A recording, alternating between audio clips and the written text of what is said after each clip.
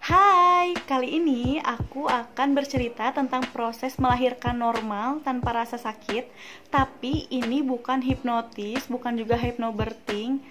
Pokoknya ini ada metode lain yang pastinya kalian yang mau melahirkan wajib banget tahu. Dan tonton terus video aku sampai habis ya. Hai, welcome to my YouTube channel, Jovanka Rahma. Jangan lupa untuk di-subscribe, dinyalakan lonceng notifikasinya, di-like, komen dan share di seluruh sosial media kalian. Happy watching! Hai, welcome back to my YouTube channel. Di video kali ini, aku nggak akan nge-share tentang masak-masakan atau tentang resep-resep masakan, tapi aku akan kasih tahu kalian dan aku akan bercerita sedikit tentang pengalaman aku melahirkan normal tanpa rasa sakit. Pasti di antara kalian di sini sering banget kayak mikir, masa sih melahirkan normal tapi nggak sakit? Kayaknya nggak mungkin banget melahirkan normal tapi nggak sakit. Aku pun pertamanya demikian, kayak aku mikir, aku pengen melahirkan tuh, aku pengen bener-bener melahirkan tuh normal, tapi aku masih takut nih sama yang namanya kontraksi, sama yang namanya mules-mules, karena kata orang mulesnya itu sakit banget, banget. Jadi kayak aku takut sendiri aja gitu kalau misalnya aku ngelahirin normal. Nah, ketika usia kandungan aku udah 3 bulan, aku mulai nih cari-cari referensi dokter mana yang bagus, rumah sakit mana yang bagus untuk aku melahirkan. Dan ketika aku lagi cari-cari referensi rumah sakit di Bandung yang memang bagus, nah salah satu teman aku ini, dia itu kontrol di klinik Cimahi Sehat. Awalnya aku nggak tertarik banget nih untuk kontrol di klinik Cimahi Sehat itu, tapi setelah teman aku kasih tahu kalau di situ USG-nya murah dan dokternya bagus, akhirnya aku mulai cari-cari tahu tentang USG di sana. Dan ketika aku cari-cari tahu tentang masalah USG di klinik Cimahi Sehat itu, ternyata waktu aku search di Google, aku baca blog-blog orang gitu, dia bilang kalau melahirkan di sana itu tanpa rasa sakit. Akhirnya aku make sure lagi dong ke teman aku itu. Terus dia juga bilang, iya makanya aku mau kontrol di sana dan aku mau melahirkan di sana karena di sana itu melahirkan normal tanpa rasa sakit. Oke, aku mulai tertarik nih untuk kontrol di sana. Dan ketika aku kontrol di sana, ternyata memang dokternya itu super duper enak banget ngejelasinnya. Pokoknya super duper lengkap. Enak banget pokoknya dari A sampai Z dia jelasin tanpa kita harus banyak tanya. Dan aku kayak udah langsung dari pertama aku kontrol di sana, aku kayak udah langsung klop banget nih sama si dokter ini. Kebetulan nama dokternya itu dokter Nogi. Setelah aku udah klop sama dokter Nogi ini, akhirnya setiap bulan aku selalu continue kontrol di sana sampai pada akhirnya aku memutuskan untuk lahiran di klinik Cimahi Sehat.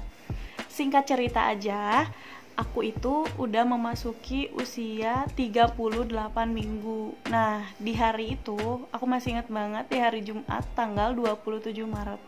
Aku tuh sebenarnya harusnya kontrol USG doang untuk ngelihat apakah bayi aku posisinya udah pada tempatnya apa belum. Dan aku udah janji sama dokternya akan cek panggul. Jadi, aku mau cek panggul aku apakah aku bisa lahiran normal atau enggak. Nah pada saat aku kontrol, sebetulnya dari malam aku tuh kayak nggak ngerti banget yang namanya perut kencang itu ternyata itu tuh kontraksi. Tapi dari malam aku kayak udah ngerasa, aduh perut aku kayak udah nggak enak, udah kencang-kencang gitu. Tapi waktu aku ke toilet, ternyata emang bener aku buang air besar. Jadi kayak aku mikir, oh mungkin ini emang sakit perut buang air besar. Sampai pagi-paginya aku masih biasa aja gitu untuk kontrol juga kontrol. Kalau untuk sekarang kayaknya anaknya udah ngebalik, posisinya udah kayak ngebalik ke aku gitu. Jadi udah nggak bisa difoto, muka anaknya. Oh ya udah, mungkin emang anaknya udah bentar lagi mau lahir, aku pikirnya gitu. Aku mikirnya kayak masih 38 minggu, kayak masih minggu depan gitu kan lahirannya. Udah gitu, oh iya dok nggak apa-apa, nggak difoto mukanya juga. Terus ya udah, kita langsung cek panggul aja ya. Jadi aku mulai dipindahkan ke ruangan untuk ngecek panggul aku. Di situ aku pakai alat kayak semacam rekam jantung atau detak jantung bayi gitu, ditaruh di perut aku gitu kan si alatnya. Udah gitu aku dicek dulu nih panggulnya sama perawat yang ada di sana, mungkin bidan kali ya kalau di sana karena itu klinik. Karena terus kata bidannya gini, teh nggak ngerasa sakit atau mules? Aku bilang enggak loh, tapi aku kayak nggak ngecek panggul doang, ini kayak udah pembukaan 2. Perawatnya bilang gitu. Lalu dokternya nggak lama datang dan dokternya bilang langsung cek panggul aku, dan dokternya bilang kalau ini sih kayaknya ini bisa lahiran normal, ini bisa banget lahiran normal karena panggulnya emang besar. Ya udahlah, aku kayak udah nggak worry, udah nggak mikirin apa-apa di situ. Terus perawatnya bilang lagi, teh ini udah di angka segini, harusnya udah kerasa nih kalau ada mules-mules. Emang nggak kerasa mules? FYI, aku nggak ngerasa mules sama sekali. Nggak tahu, nggak ngerti. Aku nggak ngerti mules kayak apa yang mereka maksud, tapi aku nggak ngerasain apa-apa di dalam perut aku. Cuman yang aku rasa waktu aku beres cek pembukaan emang agak-agak sakit gitu kan. Terus ya udah deh, aku masih biasa aja dan dikasih hasil USG yang tadi. Sambil nunggu ternyata aku dikasih obat kecil banget obatnya.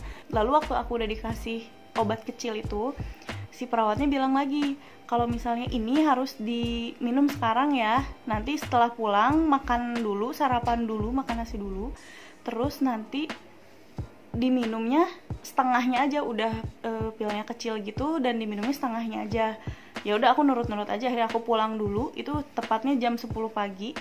Aku pulang dulu sampai rumah, aku 10:30 aku langsung makan nasi dan aku minum obatnya itu. Aku nggak nanya lagi itu obatnya apa, dan ternyata itu adalah obat perangsang mules. Akhirnya setelah aku minum itu, siang-siangnya aku kayak ngerasa perut aku kok kenceng banget. Kencengnya tuh kayak bener-bener kenceng, kayak mau pecah. Kayak aku kaget gitu kan, karena aku baru pertama kali hamil dan ngerasa perut aku kayak gitu, kayak nggak biasanya. Udah gitu aku tanya mama aku juga kayak, iya kak kok kayak gini, tapi mama aku nggak bilang gitu kalau itu tuh kayak tanda-tanda melahirkan. Aneh juga, tapi ya udahlah, mungkin mama aku lupa. Dari situ kayak aku ngerasa kenceng, oh ya udah, mungkin aku melahiran sekarang. Terus kerasa sih emang agak-agak mules, tapi mulesnya kayak biasa banget sih, kayak mules kayak mau BAB aja, kayak mules gitu, kayak ada getaran mules terus enggak, mules terus enggak. Tapi waktu aku hitung frekuensi mulesnya itu udah sampai 7 menit sekali. Akhirnya singkat cerita, aku jam 2 sore aku suruh suami aku pulang dari kantor buru-buru. Terus jam 3 sore dia sampai rumah, dan itu posisinya aku lagi mandi, karena kayaknya aku kalau lahiran aku tuh harus cantik aja gitu, harus ada, pokoknya yang penting ada alis aja karena alis aku super duper botak. Jadi aku mandi dulu, yang penting aku wangi, bersih.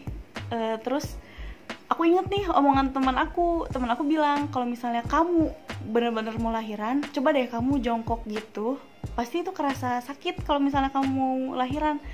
Dan aku mengikuti sarannya guys. Sebenarnya menurut aku itu sarannya kurang oke sih dilakukan untuk di rumah ya, karena aku masih di rumah. Aku melakukan itu ketika aku beres mandi, aku keadaan masih di WC dan aku jongkok. Sebenarnya nggak ada sakit apa-apa, tapi yang kerasa kayak ada kepala gitu, kayak masuk ke dalam kepalanya tuh, kayak masuk ke dalam panggul aku, kayak dek gitu kerasanya. Udah gitu, oke, aku kaget dong. Terus ya udah, aku akhirnya ke kamar. Sampai kamar, di situ langsung mulesnya nggak ada 2. Aku udah mules, suami aku beres sholat langsung buru-buru bantuin aku siapin semua peralatan. Kita langsung pergi ke klinik Cimahi Sehat itu. Akhirnya waktu kita pergi, tepat banget di depan rumah, di depan garasi banget, di garasi banget, ketuban aku pecah. Di situ langsung mulesnya kayak udah nggak karuan banget. Lalu aku udah ngerasain mules-mules, aku masuk ke mobil, tapi mulesnya tuh kayak masih 5 menit sekali hilang, 5 menit sekali hilang. Di mobil aku masih sempet kayak pakai alis, kayak pakai apa ketika mulesnya hilang. Terus waktu sampai ke kliniknya itu, waktu aku dicek, ternyata aku udah pembukaan 6. Jadi sebetulnya kalian kan pasti nanya nih dari tadi, itu metodenya apa sih yang bikin gak sakit pas ngelahirinnya? Jadi ini tuh namanya metode salsabila, atau sering kita dengar mungkin namanya ILA, metode ILA. Kalau misalnya metode ILA itu, kita tuh sebetulnya udah dibius dari pembukaan 4. Cuman karena aku telat datang ke kliniknya, jadi aku dibiusnya tuh ketika pembukaan 6 mau ke 7. Jadi aku masih ngerasain yang namanya mules dari pembukaan 6 dan 7. Kalau misalnya kalian berminat untuk memakai ILA ini, aku saranin sih buat kalian datang ke rumah sakitnya lebih cepat aja gitu. Jangan dilama-lama kayak aku. Kalau aku kan karena aku takut, kayaknya lahirannya masih lama. Karena aku terlalu mikir gitu, jadi aku lama-lama aja. Sebetulnya kalau misalnya kalian bisa kalau misalnya aku datang lebih cepat, 1 jam lebih cepat aja, aku pasti kayak nggak akan ngerasain mules sama sekali. Dan aku pun baru tahu kalau misalnya metode ILA ini ternyata itu kayak dibius gitu. Soalnya dibius dari punggung gitu sama kayak sesar. Tapi kalau kalian tanya itu sakit atau enggak waktu disuntiknya, itu sama sekali nggak sakit bagi aku, kayak biasa aja.